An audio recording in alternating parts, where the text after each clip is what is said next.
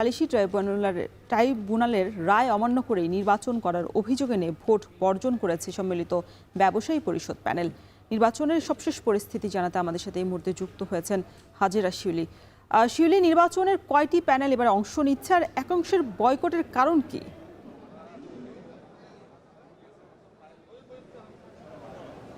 রওশন, আসলে 2024 সালের 5ই আগস্ট সরকার পতনের পরই ব্যবসায়ীদের আন্দোলনের মুখে তৎকালীন যে পর্ষদ ছিল তারা পদ থেকে বাদ দেওয়া হয় এবং গত 2 বছর ধরে প্রশাসকের অধীনেই চলছে চট্টগ্রাম চেম্বার এবং বলা যায় অনেকটা নেতৃত্ব শূন্য। এবং তখন থেকেই ব্যবসায়ীরা একটা দাবি করে আসছিলেন যে চেম্বারের যে 24 জন পরিচালকের পদ তার মধ্যে যে টাউন অ্যাসোসিয়েশন এবং ট্রেড গ্রুপ থেকে বিনা প্রতিদ্বন্দ্বিতায় 6 জন পরিচালক নির্বাচিত হওয়ার যে সুযোগ সেটিকে তারা অবৈধ এবং সেক্ষেত্রে পকেট ভোটের মাধ্যমে বা বেআইনিভাবে ভোটার এবং ভুয়া ভোটার অন্তর্ভুক্ত করে তাদেরকে বিনা প্রতিদ্বন্দ্বিতায় পরিচালক নির্বাচনের যে সুযোগ সেই সুযোগটা দেওয়া হচ্ছিল, যেটা বিগত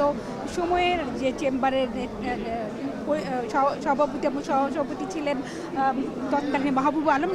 এবং লতিফের গ্রুপ, তারা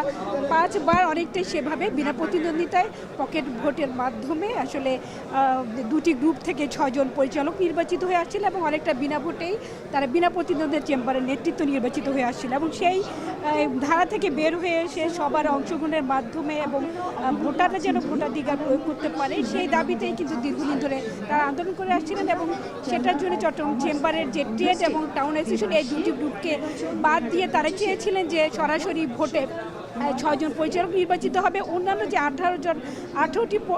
পরিচালক পদ আছে তাদের মতো করে। কিন্তু এবারও সে একই হয়েছে এবং এই ব্যাপারে কিন্তু বেশ কয়েক দফা তারা হাইকোর্টে রিট করেছেন এবং সে কারণে কিন্তু নভেম্বরে নির্বাচন হওয়ার কথা থাকলেও সেটি কয়েক দফায় পিছিয়ে আজকে অনুষ্ঠিত হচ্ছে। এবং এক্ষেত্রে যে 2টি প্যানেল, ইউনাইটেড বিজনেস ফোরাম এবং সম্মিলিত ব্যবসায়ী পরিষদের প্যানেল থেকে মোট 53 জন প্রার্থী এখানে প্রতিদ্বন্দ্বিতা করার কথা ছিল, তবে যেহেতু এক পক্ষ তাদের ভোট বর্জন করেছে এবং তারা সাধারণ ব্যবসায়ীদেরকে বলে এই নির্বাচন প্রত্যাহার করার আহ্বান জানিয়েছিল এবং তাদের দাবি যে এক পেশি নির্বাচন হচ্ছে এবং এখানে এবিসিসিআরের সালিসি ট্রাইব্যুনাল যে রায় দিয়েছিল যে আবার পুনরায় তফসিল করে তারা পূর্বের তফসিলটিকে ত্রুটিপূর্ণ ঘোষণা করে সেটিকে বাতিল করে নতুন করে তফসিল ঘোষণা করে এবং ভুয়া ভোটারদেরকে বাদ দিয়ে নির্বাচন করার দাবি জানিয়েছিল এবং তারা বলছে নির্বাচনে ব্যবসায়ীদের আসলে প্রকৃত যে দাবি ছিল সেটি প্রতিফলন হচ্ছে না এবং তাদের দাবি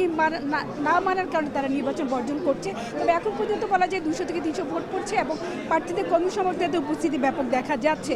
তো এই ছিল চট্টগ্রাম চেম্বার অব কমার্স নির্বাচনের সবশেষ খবর জানাচ্ছিলেন